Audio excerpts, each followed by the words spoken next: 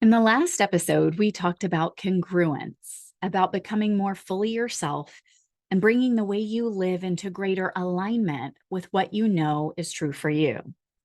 But knowing what is true for you and actually living from that truth are not always the same thing.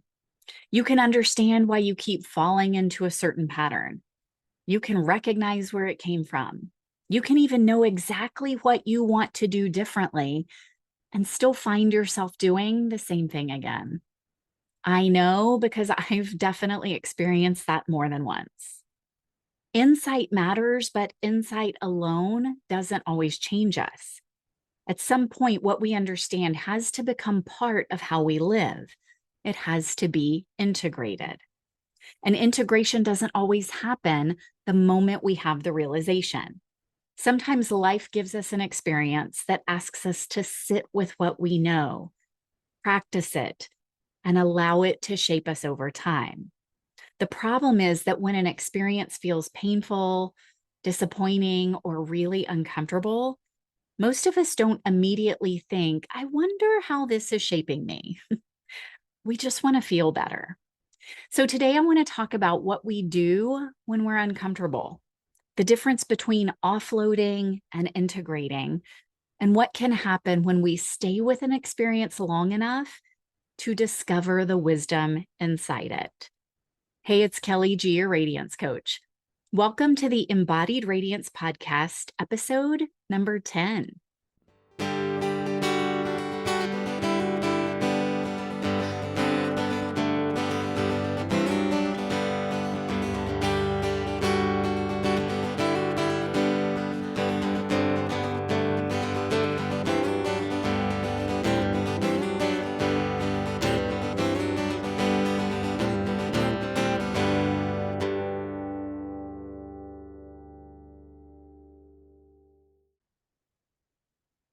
When something painful happens, a disappointment, a conflict, a loss, a moment that knocks us sideways, our nervous system naturally wants one thing: relief.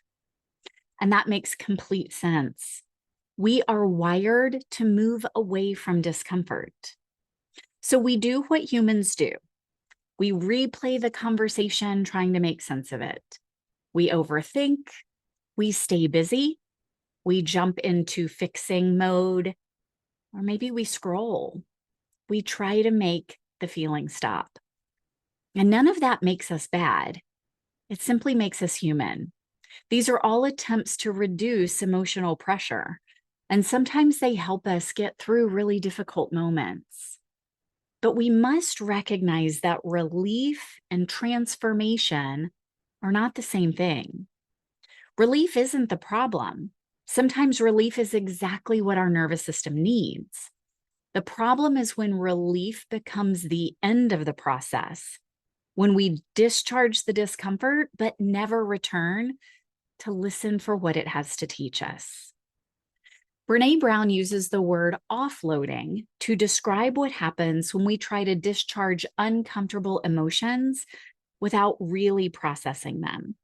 And I want to take that a little bit deeper. Offloading isn't only about venting or deflecting. It can also look incredibly productive. We're thinking about it, talking about it, analyzing it, trying to understand it. But underneath all of that activity, our nervous system is still asking one question: how do I stop feeling this? Integration asks something entirely different. It asks, what is this experience trying to teach me? How do I want this to shape me? And that shift from how do I escape this to what is this doing in me changes everything. Because instead of trying to get rid of the experience, we begin allowing it to change us. And that's where tapas comes in. In yoga philosophy, tapas is one of the niyamas, the personal practices that support our growth. It's often translated as discipline or effort. But in Deborah Adele's beautiful book, The Yamas and Niyamas, she teaches tapas as the transformative heat of practice that is shaping us, the fire that burns away what no longer serves and forges something new. I love to teach tapas through the lens of resilience. It makes me think of the Japanese saying, fall 7, rise 8. Not giving up on yourself, taking one more step, even when you cannot see where it leads. A quiet determination to find the value, even in hard things that you live through, especially in the hard things. Difficult experiences are shaping us, and integration allows us to participate in what we become because of those experiences. The practice of tapas isn't pretending it doesn't hurt. It's entrusting that the heat is doing something and staying connected to yourself as you discover what that something might be. Offloading tries to escape the heat. Integration learns how to work with it. I feel like real examples from real life are very helpful. So I want to share something from my own life here, because I feel like that illustrates this better than anything I could teach abstractly. Several years ago, I asked my employer if I could move to part-time in the job that I had, and they told me no. So I did what I felt like I needed to do. I began interviewing at other places, and I actually accepted a new position. So I gave my notice at the job I had been in, and I watched them hire my replacement. I was ready to move on. I felt good about my decision. And then about a week before I was supposed to start the new job, I got a call. The position was being put on hold, and I no longer had a job. I felt really desperate. I felt confused, disappointed, scared, lots of things. I couldn't make sense of it, and I really wanted to fix it, to outrun it, to do anything to stop the swirling emotions I was experiencing. That was the desire to offload it. But I couldn't change the situation, and so ultimately I had to sit in it. Later, I could clearly see that that job would have been a terrible fit for me. I would have been really miserable there.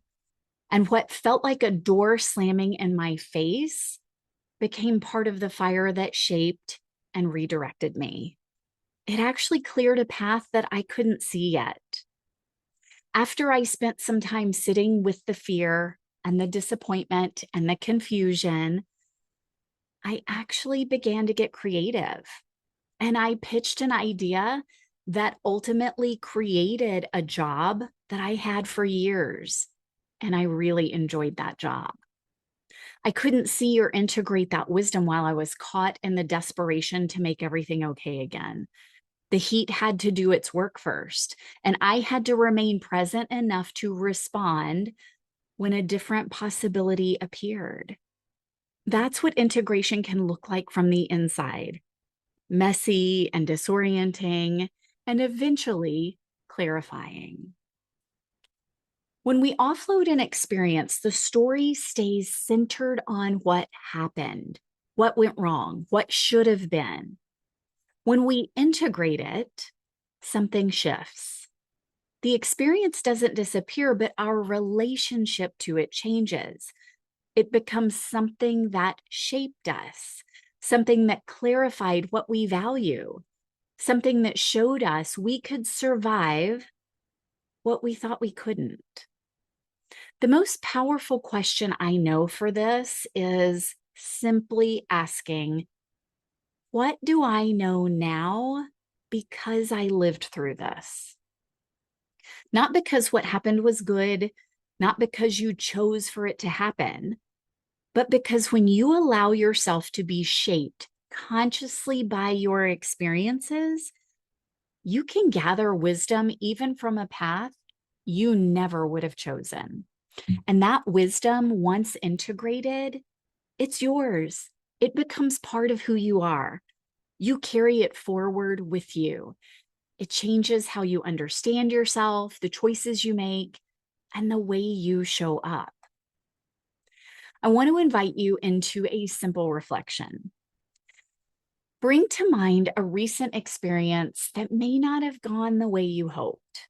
Just something that left you disappointed or unsettled or wanting to make that feeling go away. Take a breath and notice how you were relating to that experience. Were you replaying it in your mind, trying to explain it, trying to fix it or outrun it? Just notice without judgment, bringing it into your awareness. Now notice what happens in your body as you bring that experience to mind. Is there an area that feels tight or tender or wobbly? Can you place a hand there and offer yourself a little support? Now ask yourself, what might be possible if I didn't have to rush away from how this feels? And take another breath.